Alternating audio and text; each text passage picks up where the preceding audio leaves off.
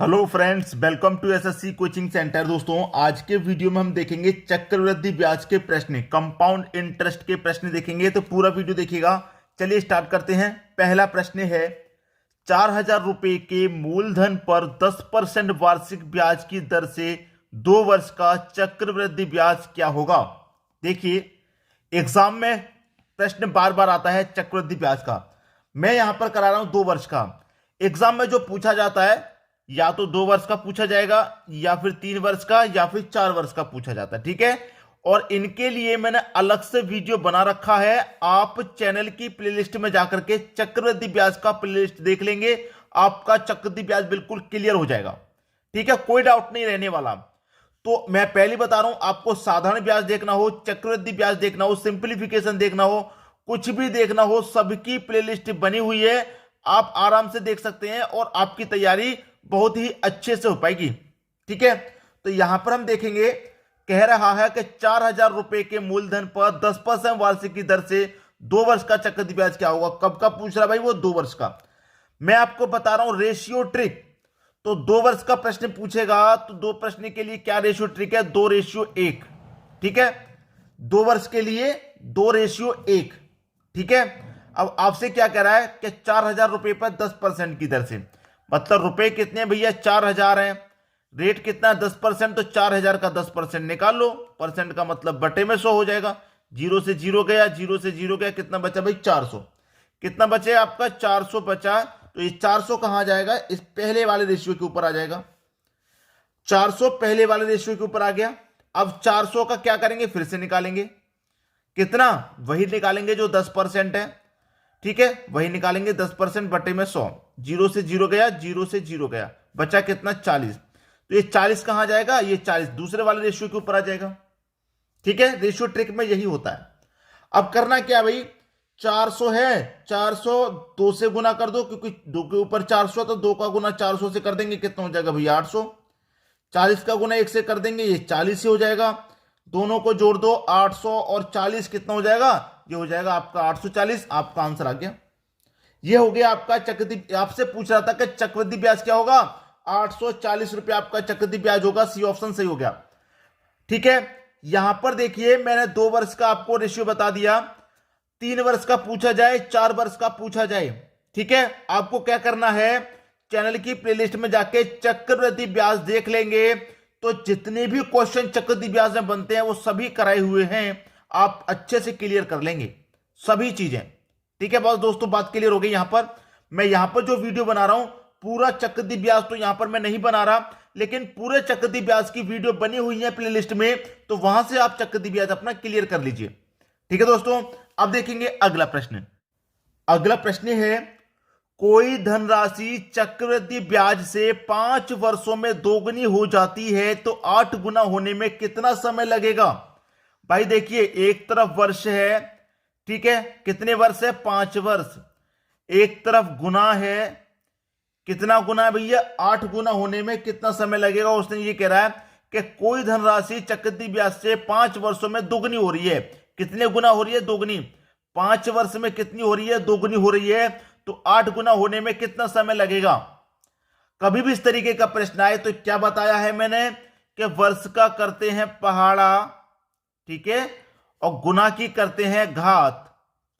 ठीक है, तो गुना की मैं घात करूंगा, 2 की घात 1 करूंगा, तो 2 की घात 1 का मान 2 ही रहेगा। ठीक है, हमें जब तक आगे बढ़ना है, जब तक 8 गुना पूछा गया है, 8 गुना नहीं आ जाता, तो मैं क्या करूंगा? वर्ष का क्या करते हैं पहाड़ा, कितने का पहाड़ा है? 5 का, तो 5 का पहाड़ा मैं आगे बढ़ाऊंगा 10, और 2 की घात आगे बढ़ाऊंगा मैं 2 की घात 2, तो 2 की घात 2 का मान 4। ठीक है, 8 गुना होना चाहिए, 8 गुना भी नहीं आया, तो पहाड़े को और आगे बढ़ाइए, कितना हो जाएगा? 15। घात को भी आगे बढ़ाएंगे, 2 की घात 3, और 2 की घात 3 का मान कितना होता है? 8 होता है। और हमको 8 गुना ही तो लाना था। 8 गुना आ गया, कितने वर्ष में आ गया? 15 वर्ष में 8 गुना आ गया। तो कितना समय लगेगा भाई 8 गुना होने में? 15 वर्ष का समय लगेगा। सी ऑप्शन आपका सही जवाब हो जाएगा। उम्मीद करूंगा कि सभी को बातें अच्छे से समझ में आ गई, किसी को भी प्रश्न में यहां कोई समस्या नहीं होगी। अब देखेंगे अगला प्रश्न। अगला प्रश्न है, वह राशि बताइए जो 2 वर्ष बाद 10% की चक्रवृद्धि ब्याज की दर से 2,420 रुपये हो जाएगी। वो राशि हमें बतानी है कौन सी है, कितनी राशि है वो। जो भी वो राशि होगी अपने आप में 100% होगी, इतना तो आपको कंफर्म है। आप गणित पढ़ते हुए आ रहे हैं, जब आपको कोई वैल्यू नहीं पता तो वो अपने आप में 100% होती है कि नहीं? यहां तक बात क्लियर है। अब 100% होगी जो भी राशि होगी, उस पर क्या हुआ कि 10% का चक्रवृद्धि ब्याज है। 100% की राशि पर कितने का भाई? 10% का चक्रवृद्धि ब्याज है, तो वृद्धि होगी भाई।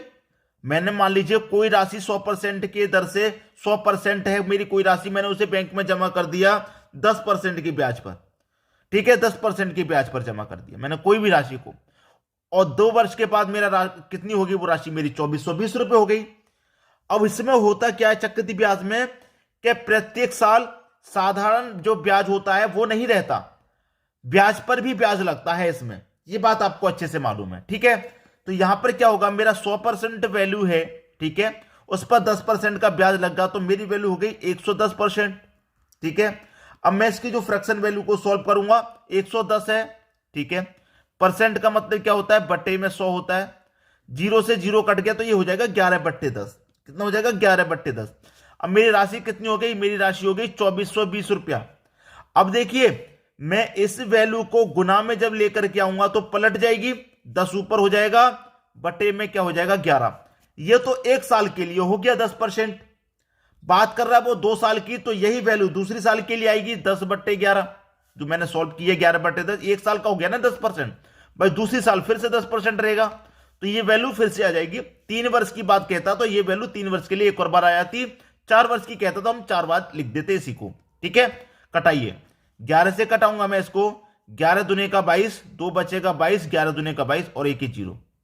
11 से फिर कटाऊंगा मैं इसको, 11 दूने का 22 और 1 0, 20 बार में कट गया। 20 का गुना करूंगा 10 से 200, 200 को गुना करेंगे 10 से 2000। आपका आंसर कितना आ गया भाई? आपका आंसर आ गया 2000। यही आपके प्रश्न का सही जवाब 2000। सी ऑप्शन आपके प्रश्न का क्या हो जाएगा? बिल्कुल सही जवाब हो जाएगा। बात सभी की समझ में आ गई? कोई परेशानी किसी को नहीं? अब देखेंगे अगला प्रश्न। अगला प्रश्न है, कोई धनराशि चक्रवृद्धि ब्याज पर देय है जिसका ब्याज लगातार 2 वर्षों में 900 रुपए तथा 981 रुपए है, तो ब्याज की दर कितनी है? देखिए लगातार 2 वर्षों में ब्याज, ये पहला वर्ष हो गया, ये दूसरा वर्ष हो गया। पहले वर्ष में ब्याज 900 और दूसरे वर्ष में ब्याज कितना? 981। क्लियर है? पहले वर्ष में 900, दूसरे वर्ष में 981। अब पहले वर्ष में 900 है, दूसरे वर्ष में 981 कैसे हो गया? क्योंकि चक्रवृद्धि ब्याज का प्रश्न है, ब्याज के ऊपर भी ब्याज लगता है इसमें, ठीक है। तो देखिए 900 से 981 हो गया, कितना बढ़ गया? ये 81 बढ़ गया। कितने पर बढ़ा? 900 पर बढ़ा है, ठीक है, 900 पर 81 बढ़ गया 900 पे। तो प्रतिशत पूछ रहा है, दर पूछ रहा है, तो प्रतिशत के लिए क्या करेंगे? 100 से गुना कर देंगे, तो 2 जीरो से आपके सीधे सीधे 2 जीरो कट जाएंगे, 9 से 81 कट जाएगा, 9 बार में 9% की दर निकल के आ गई। ये आपका सही जवाब हो गया, डी ऑप्शन बिल्कुल सही। बात खत्म। आंसर सभी को समझ में आ गया भाई? कोई राशि हमारी 9 से 981 हो गई, तो 81 ही तो बड़ी 900 पर, प्रतिशत के लिए 100 से गुना, कटा लिए, 9% की दर आगे निकल के। अब देखेंगे अगला प्रश्न। अगला प्रश्न है, जिस राशि पर 6% वार्षिक ब्याज की दर से 2 वर्षों में चक्रवृद्धि ब्याज और साधारण ब्याज का अंतर 72 रुपए होगा। भाई किस राशि पर होगा अंतर 72 रुपए? 2 वर्षों में 6% की दर से अंतर वाला प्रश्न है। देखिए मैंने पहले बहुत बार कराए हैं अंतर वाले प्रश्न। साधारण ब्याज और चक्रवृद्धि ब्याज का कभी भी अंतर वाला प्रश्न आ जाए, आपको यह देखना है कि 2 वर्ष का अंतर है या 3 वर्ष का। 2 वर्ष का है ना, तो 2 वर्ष के लिए अंतर के लिए मैंने पहले भी वीडियो बनाया है। आपको करना क्या है, जो 2 वर्ष का अंतर है वो निकलेगा आपका D = PR का स्क्वायर बटे में 100 का स्क्वायर। इसको नोट कर लीजिए। 2 वर्ष का चक्रवृद्धि ब्याज और साधारण ब्याज का अंतर के लिए यह फॉर्मूला होता है। अब डिफरेंस आपको पहले से दे रखा है 72 रुपए का, तो डिफरेंस में 72 रुपए लिख लेता हूं। बराबर प्रिंसिपल हमें निकालना है, मूलधन नहीं पता, प्रिंसिपल निकालना है, तो ऐसे रहने दो। आर दे रखा, आर का मतलब रेट, रेट कितना? 6 का है, तो आर की जगह 6 लिखूंगा, 6 का स्क्वायर करूंगा 36, ठीक है, बटे में 100 का स्क्वायर करूंगा, 100 का स्क्वायर कितना हो जाएगा? 10,000। अब देखिए 36 से 72 कितनी बार में कटेगा? 2 बार में कट गया पूरा पूरा, और 10,000 का गुना 2 से कर दूंगा तो ये हो जाएगा आपका 20,000। ये हो गया 20,000। इधर क्या बचा, प्रिंसिपल। अब बताइए आपका आंसर आपको मिला कि नहीं मिला, वो भी कम समय में। प्रिंसिपल कितना है, 20,000 रुपए है। सी ऑप्शन आपका सही आंसर हो गया। कभी भी साधारण ब्याज चक्रवृद्धि ब्याज का अंतर वाला प्रश्न हो, अगर 2 वर्ष का है तो आप इस ट्रिक को लगा देना, आंसर आ जाएगा, बहुत ही कम समय में आ जाएगा। ठीक है, बिल्कुल इसी की तरह जैसे ये कम समय में आ गया। तो करना क्या है दोस्तों, आपको वीडियो को शेयर करना है ताकि सभी बच्चों तक जानकारी पहुंच जाए।